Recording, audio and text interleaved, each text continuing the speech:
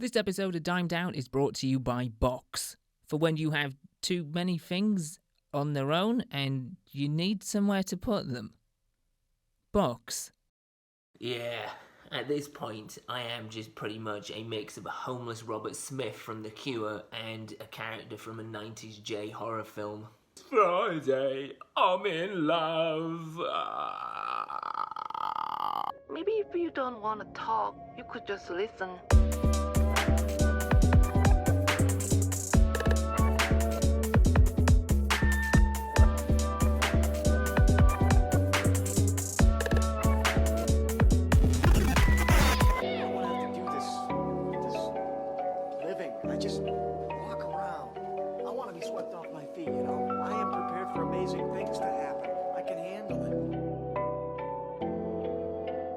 Alright gang, what is happening? Welcome to Dimed Out. That is not how the intro goes. You can tell that I am just not used to doing this anymore. What is the fucking intro? Alright gang, what's happening? You're listening to Dimed Out. I'm Mal Foster. No, wait, hold on, bear with me. I'll get it. I'm gonna get it this time. Alright, you ready? Alright, here we go. This is it, for real. Here we go. Alright gang, what is happening? I'm Mal Foster and you're listening to the latest episode of your third favourite above average but infinitely curious podcast, Dimed Out, where we explore the mysteries and meanings of life. Boom! Nailed it. Eventually. I mean, what was that, on my third go? I think so. It doesn't matter. I got there in the end, and all tiny victories amount to something, said a wise man once upon a time. Maybe. Probably not. Anyway, it matters not a jot. What matters is that you are here with me right now, and I'm very grateful for that. It is episode 2 of this experimental mess of a podcast season. Hopefully, though, this can get you at least, I don't know, tapping your foot, shimmying your shoulders, moving and grooving to this innate waffling bollocks of an intro. And the other stuff that's coming after it in just a minute. Hopefully, you're ready for it. This week, as I mentioned at the tail end of last week's episode, we're going to be further exploring the idea of changes and intentions. To kick us off, I'm going to be looking at some intentions that I wrote out for myself in a little book, a fancy little book that I bought for writing ideas and for sort of journaling and all of that good stuff. I wrote at the start of 2023 some intentions that I wanted to pursue.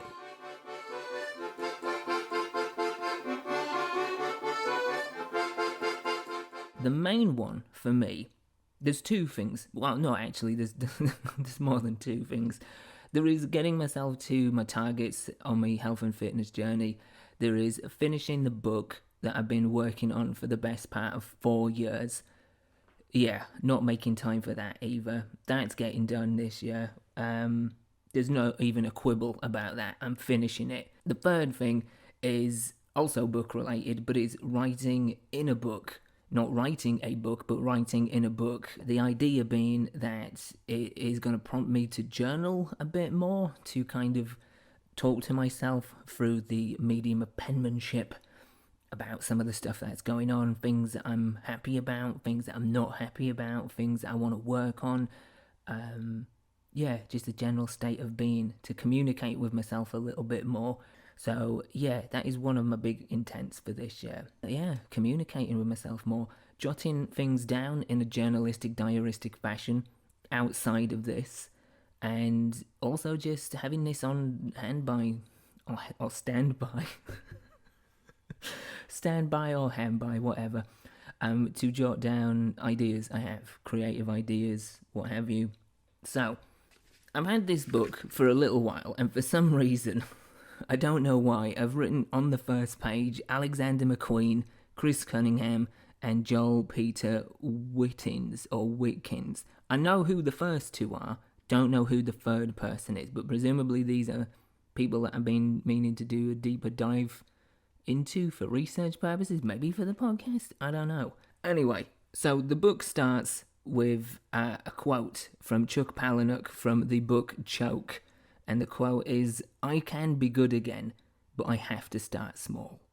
And I thought that's a really good quote to throw into this new book for this new year. You know, there's a lot that I want to improve, but it's all in stages, right?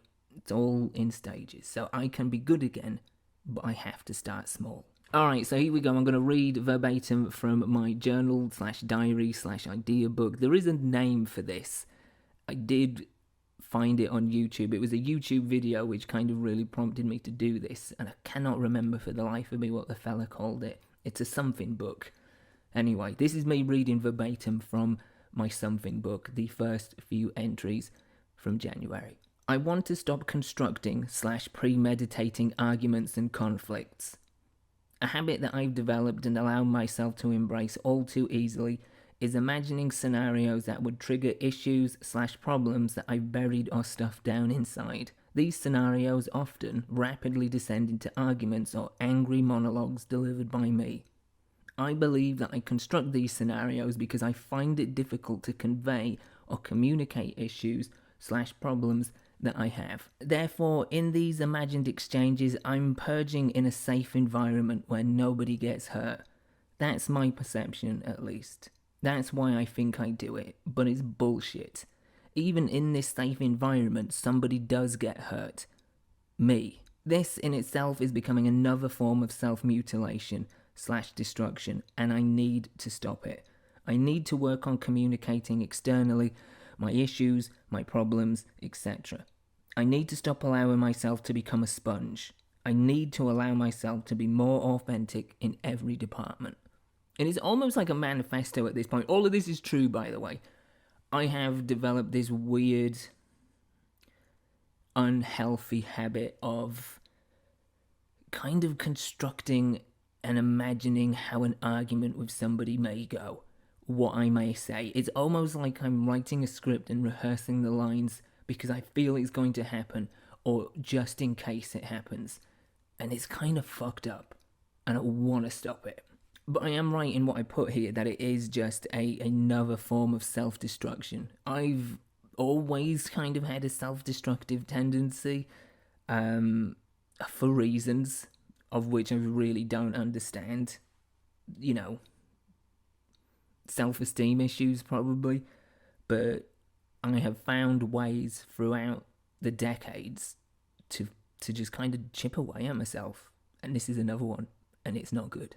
Something that's really interesting here is that phrase, I need to allow myself to be more authentic in every department.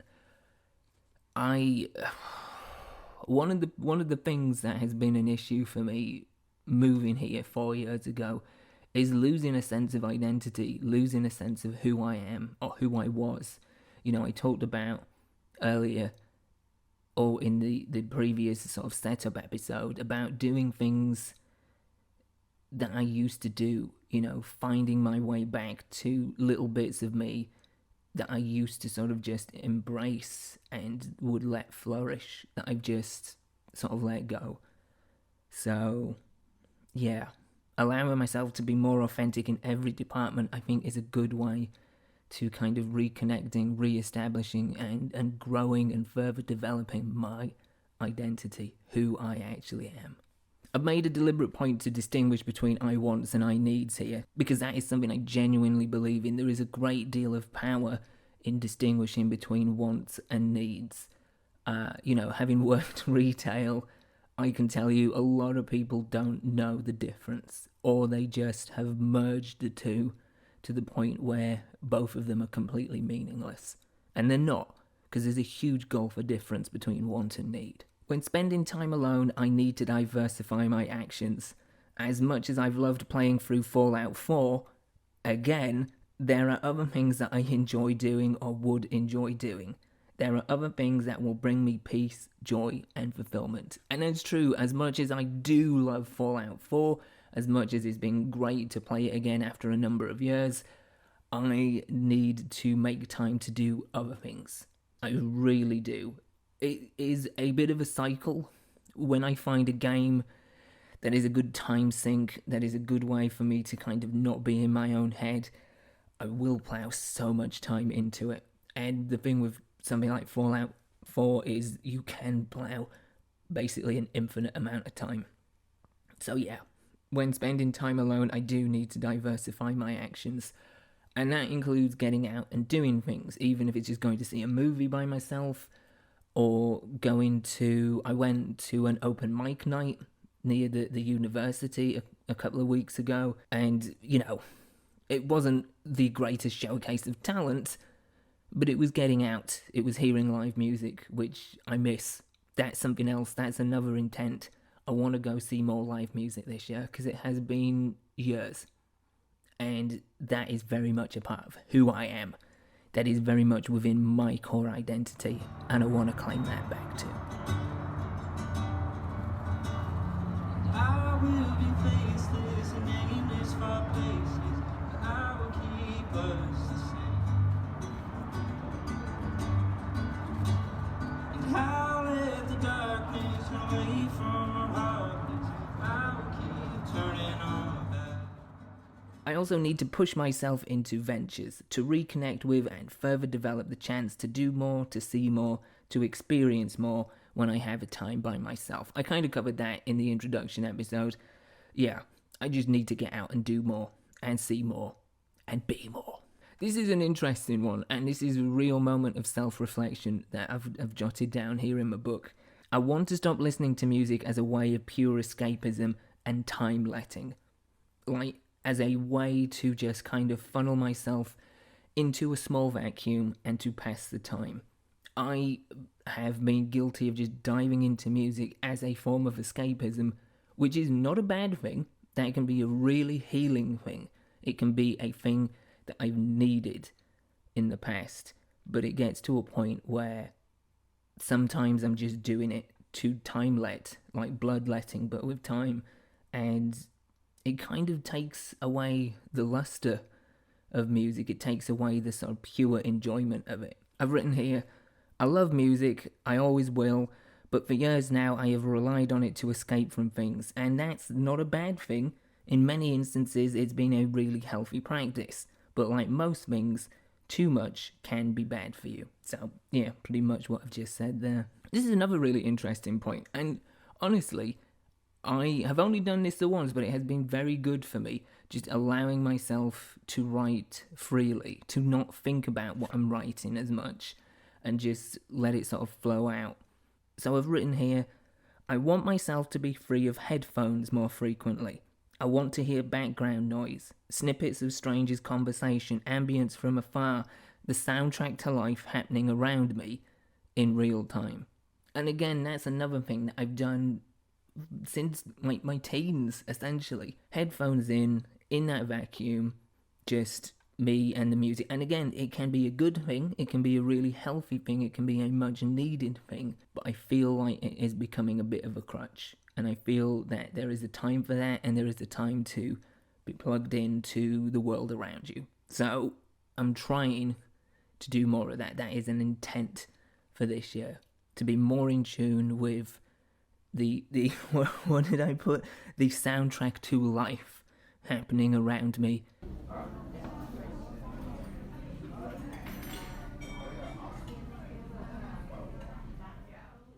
Having come back to this idea, rereading it and sitting with it, really sitting with it and thinking about the whys as to my headphone usage, I kind of began to excavate that, and in the process of doing so wrote an essay, which I'm about to share with you right now.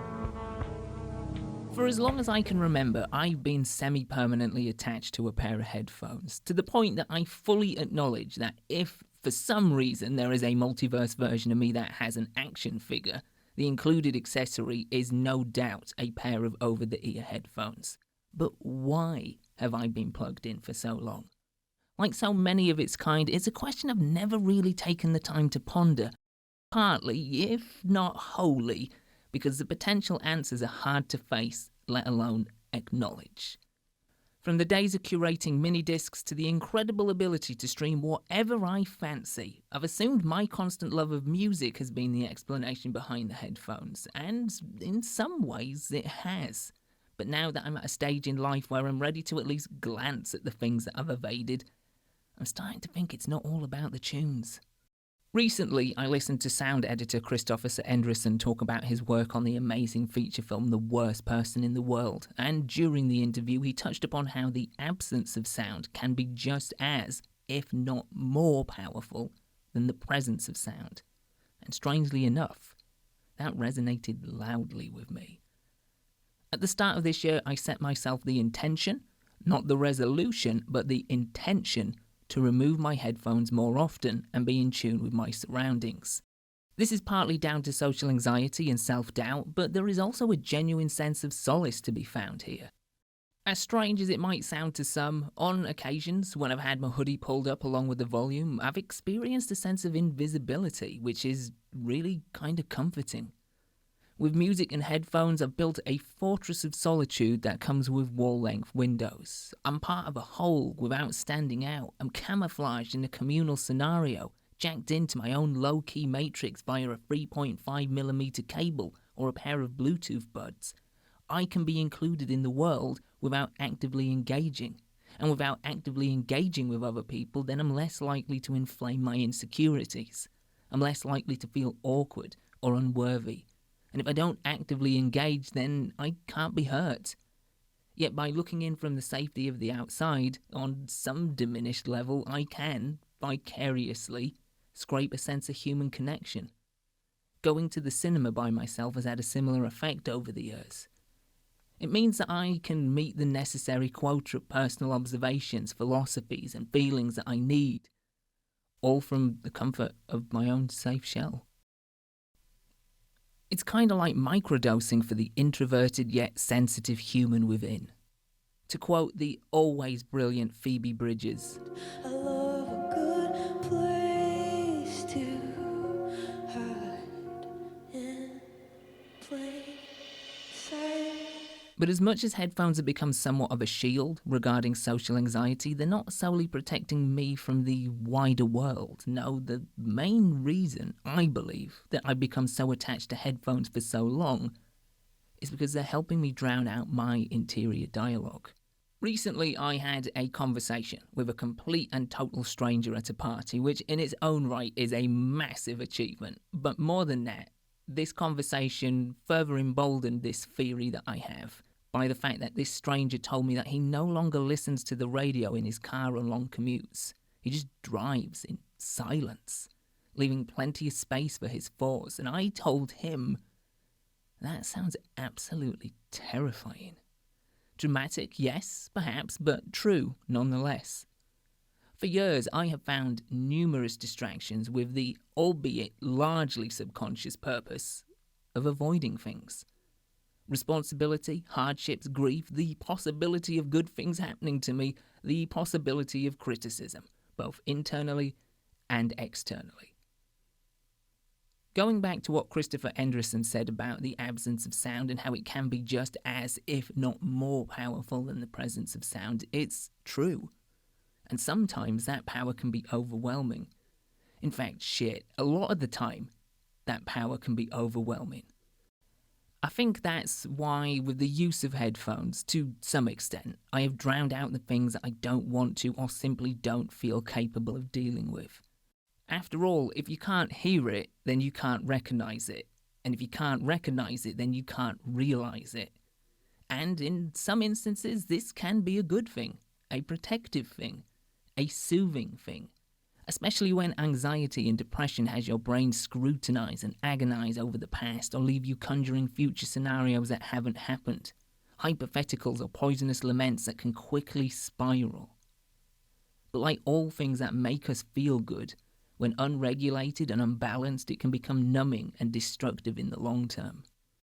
For some time, distraction and disconnection have been things that I depend on. And that default has become much more of a detriment than a benefit.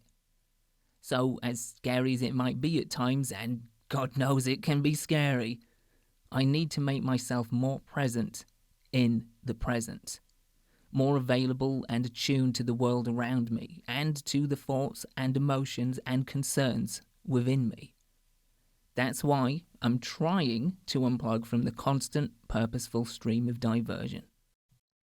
So in small and steady steps, I'm trying to be more deliberate, more conscious, more appreciative of the world's constantly evolving soundtrack and of the music within me. I think I might even give driving in silence a go. Who knows? I might just hear something that I love.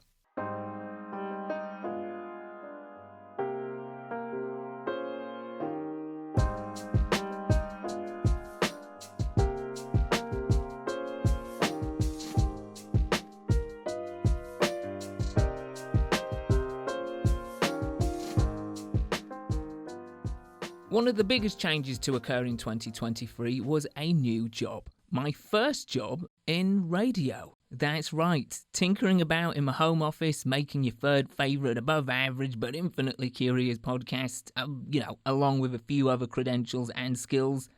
It landed your boy here, his first job in live radio.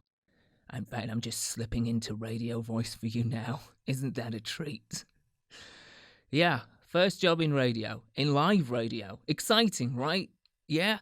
Well, no, not at first. Certainly not at first. To begin with, it was terrifying and overwhelming. I spent the first couple of weeks shadowing my boss at 5 a.m, which was not a time I was used to getting up for. Not even at, but for.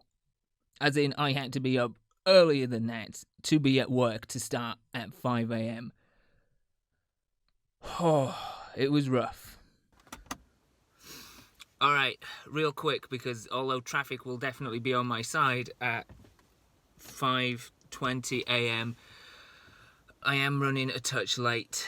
I am amazingly awake and surprisingly lucid for this time of day. I thought this was going to be brutal, and it may very well catch up with me in a very short while. I really didn't sleep well last night. I think I got about 4, maybe 5 hours top sleep. But at the minute, with the exception of being a little bit rushed, trying to get this done and get there on fucking time, I'm feeling pretty good. Pretty good. Yeah. So here we go, first day. And I suppose I'll maybe do a little bit of an extended talk when I'm done, when I've actually got shit to say, rather than if I don't go now, I will be late. So, ciao for now. Who the fuck says that? So, I've just finished my first official day. It's only been 4.5 hours. I was supposed to be here until 11:45. It's 10:20, so it's getting out an hour and a half early. Basically just like the lack of sleep has just hit me, and I think they took pity on me, and that coupled with the fact that it's just really overwhelming. There's so much stuff to absorb, and because I'm in early in the morning and it's like hitting the ground running, so they're obviously having to do everything and get everything to go out on time and make sure all their ducks are in a row, and also try and teach me at the same time. Yeah, like my brain is just absolutely frazzled. It feels gooey. Would love to say that I'm super excited about it. Would love to say that. I can't at the minute, because it's just, there's a lot. There is a lot, and I feel, and I think it is a big part down to lack of sleep and sort of mental exhaustion, but just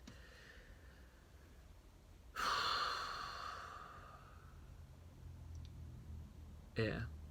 So I had to be up before 5 o'clock to be at work for 5 o'clock, where I would be learning the complicated ropes of the morning show, and it was a lot, to say the least.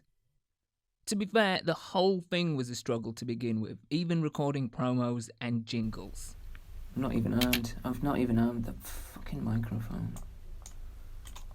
What an absolute idiot. Okay, let's go again. Try and fucking get it right this time. The most overwhelming part, however, was yet to come. Here is a ranty, sweary, exasperated post-mortem of my disastrous, and that's putting it mildly, disastrous first attempt at hosting by myself a radio show in the afternoon.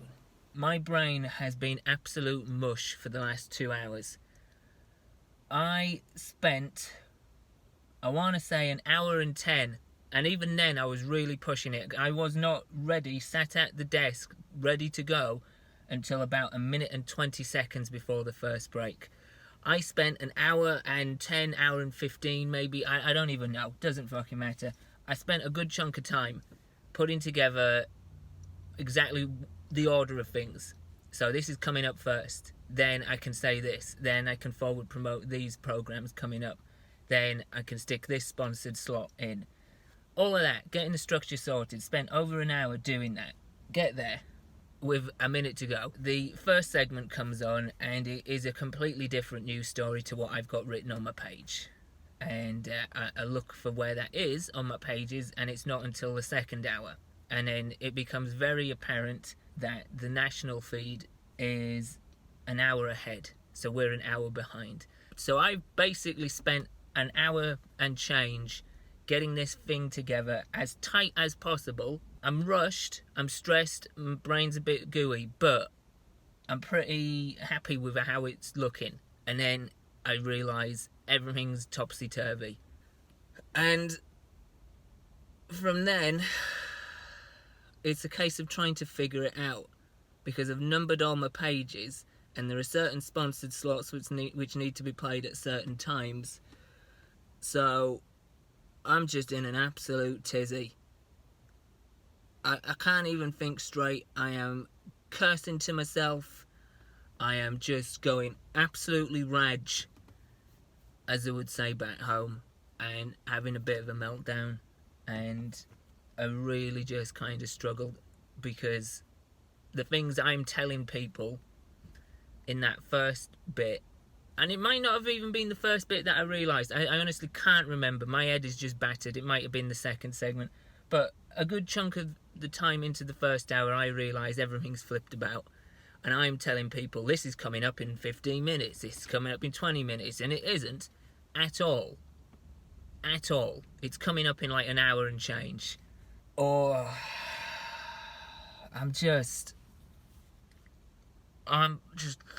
fucking at my wit's end. And I'm at my wit's end with the inconsistency.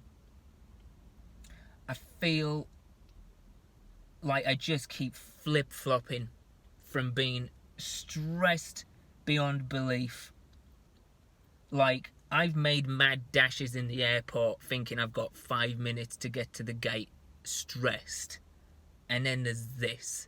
There's spinning all the fucking plates, making sure all your levels are right, keeping an eye on your time, remembering how much time you've got.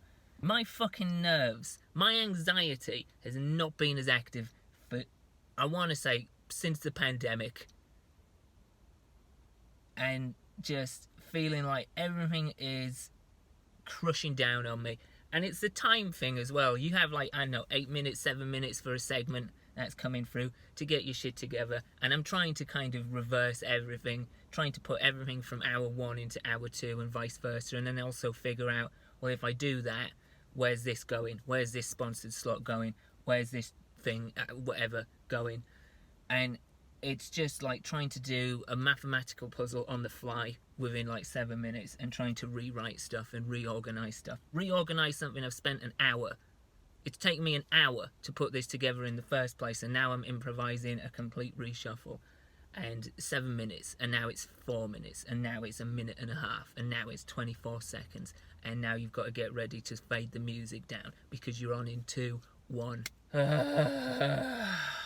I'm just really fucking tired of the inconsistency, of feeling so stressed, so just mangled, mentally mangled, and overwhelmed and anxious, and just thrown against the wall repeatedly, and just so much new information coming in all the time, to one day feeling like, I've got this is fine, I'm totally at ease with this. It's one thing or another, it's night or day, it's so fucking binary, it's I can't do this is killing me, or I actually am good at this, and there's not been a middle bit yet. I've not met in between there somewhere. It's just fucking great day, shit day, great day, shit day, shit day, shit day, great day, shit day. Alright, I'm gonna leave the melodramatic meltdown there. Trust me, I could have included more, a lot more, because this went on for some time.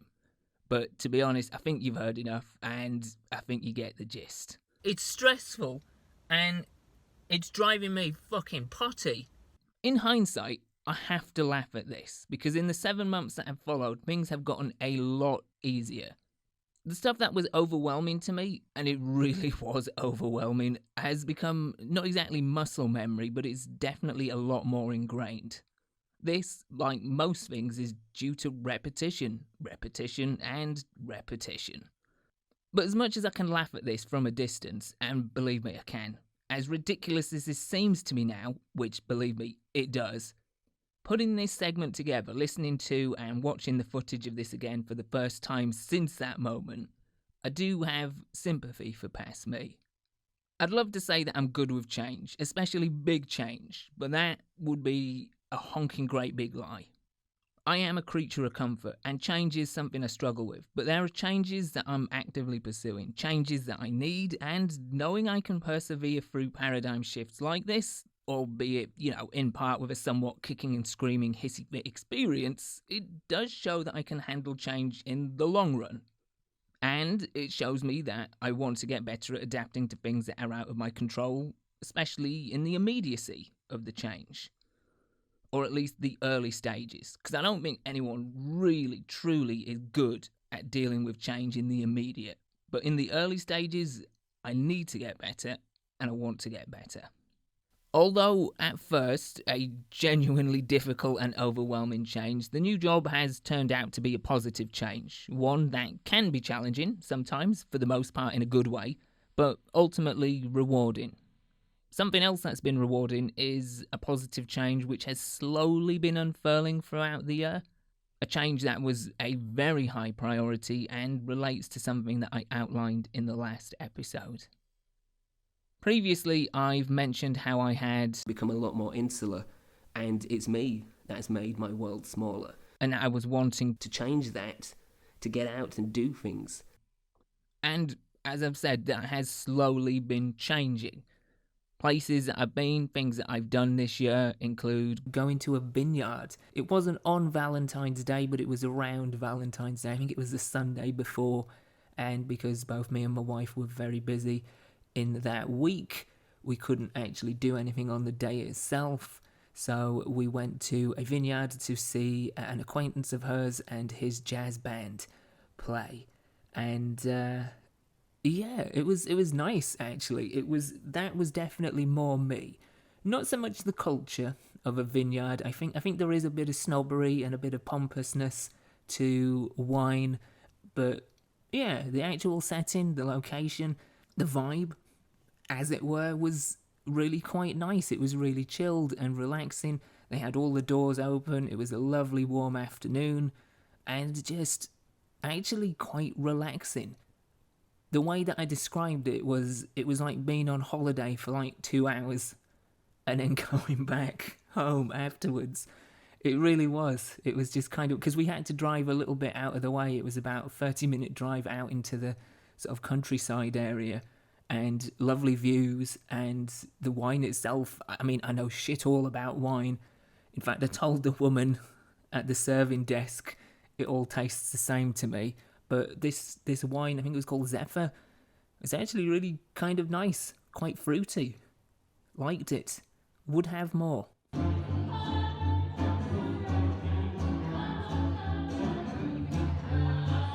I went to an opera, or rather an operata, which, I mean, I don't even know what the difference is, to be honest. I believe an operata is probably shorter, certainly doesn't have as many Viking women bellowing their lungs out. I think it's kind of like diet opera, essentially. It's like the opera zero of the opera world. No sugar added.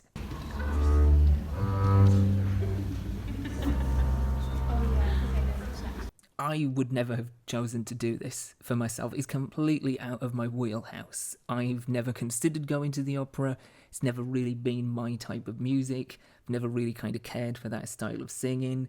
It's just something that, I don't know, it's just never really been for me. But I had the opportunity to go to this operata, and I could have said no because of all of those factors. but in the spirit of trying different things, I said yes. And we went, me and my wife, and I still don't think opera is for me. I don't know. It doesn't click. It doesn't click with me. The performance was good. The people performing were very good. I certainly can't do what they do.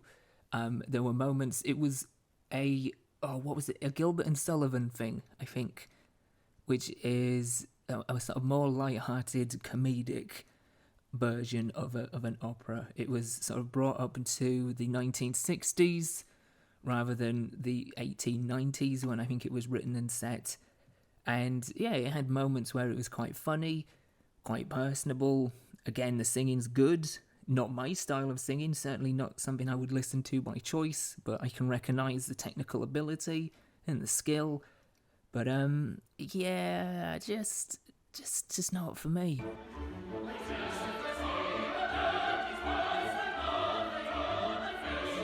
So there you go, that is the Culture Corner for this episode. I went to a free music festival. Well, actually, I say festival, it was a one-night thing with 3 musical acts. The headliner being, by the way, if you're wondering, the Polyphonic Spree, who are apparently still going. And sounding pretty good, to be fair. Earlier this year, I went to a screening of the cinematic tour de farce that is Tommy Wiseau's masterpiece, The Room. You are tearing me apart, Lisa!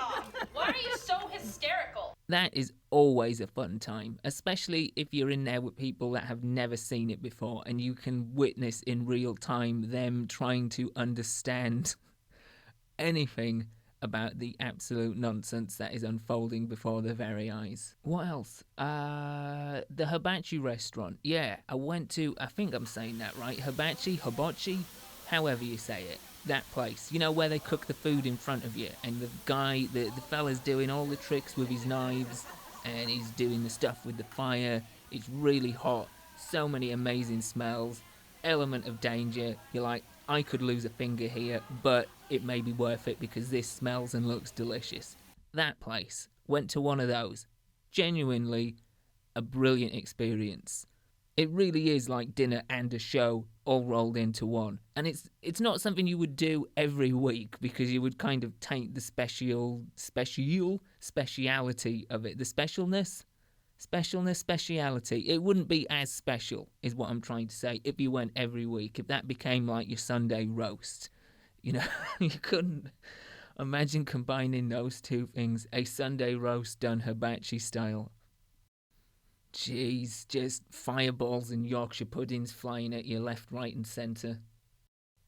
What else? I went to a drag show. In fact, I have been to 2 drag shows this year. As a matter of fact, she rented by the hour. And do you know what? Not a single person got harmed. I think, and I feel fairly confident in saying this, everybody had fun. And that's the worst thing that happened. To tell you for years, you should keep your hair natural like mine. If my hair natural like yours, I'd be bald. No warping of the mind, no lowering of the morals, no sullying of the soul, just fun. Just a fun time had by all. I made my very first pilgrimage to B.D. Riley's, which is an Irish pub in Austin, Texas. It's also the main watering hole, the headquarters, the hub, the central gathering place for Liverpool supporters of Austin. Went there for the first game of the season against Chelsea. Not the best result, but a great experience nonetheless, being amongst just a bunch of Reds in fine voice and getting my first real genuine taste of being back home in 4.5 years, outside of actually going back home. You know, going to a genuine pub with great food, shepherd's pie, fish and chips, definitely up to snuff. Would highly recommend B.D. Riley's as a whole, if for nothing else other than their food. But the atmosphere was great, and as I said, being amongst a bunch of Reds, opening day of the season, yeah, it was amazing. I loved it.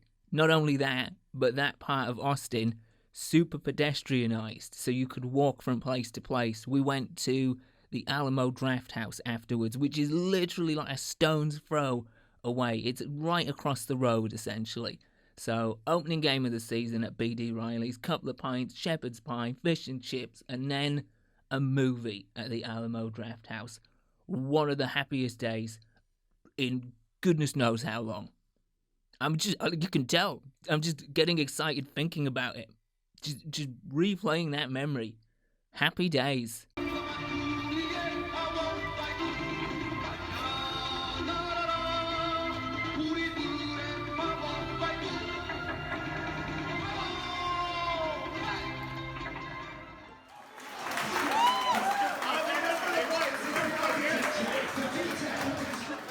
Earlier this year, through work, I got an all-access pass to an indie film festival that was taking place in town. That was very cool. Got to see a couple of features, a reel of shorts. I actually took part in a live script reading. Unfortunately, I don't have any audio or video footage for that, so you'll just have to take my word on it. But that was fun. Went to the opening night red carpet event, which wasn't fun. Not really, not for me. Too many people, too much awkward, but still. Oh, and at some point it was somebody's birthday.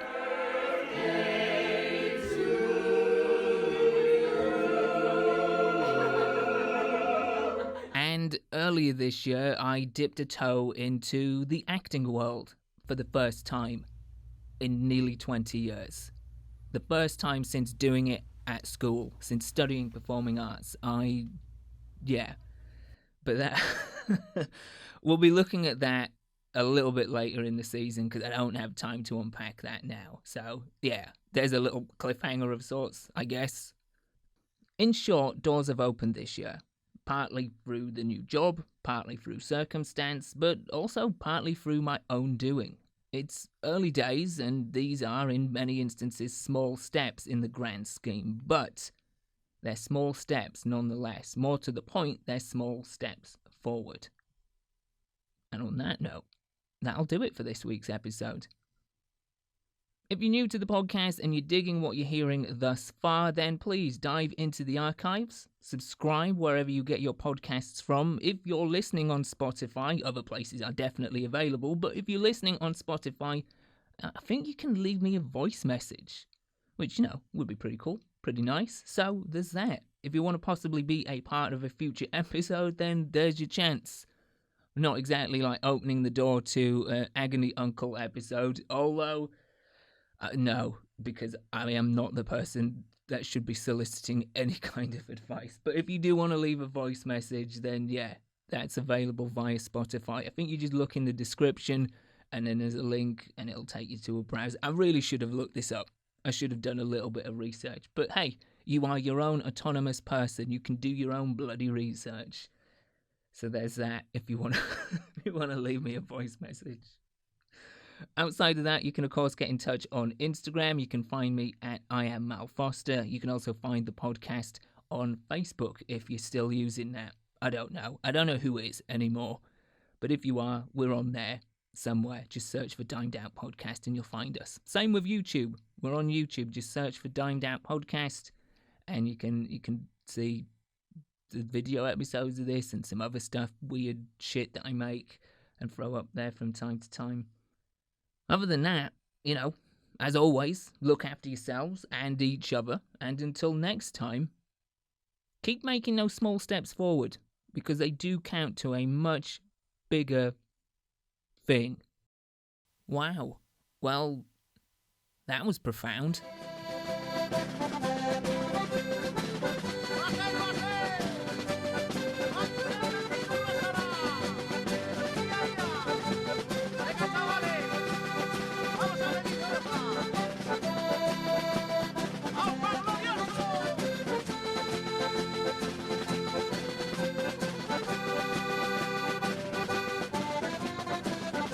Dimed Out. I reckon it's going to be the biggest flop of all time. Get away. It's stressful and it's driving me fucking potty.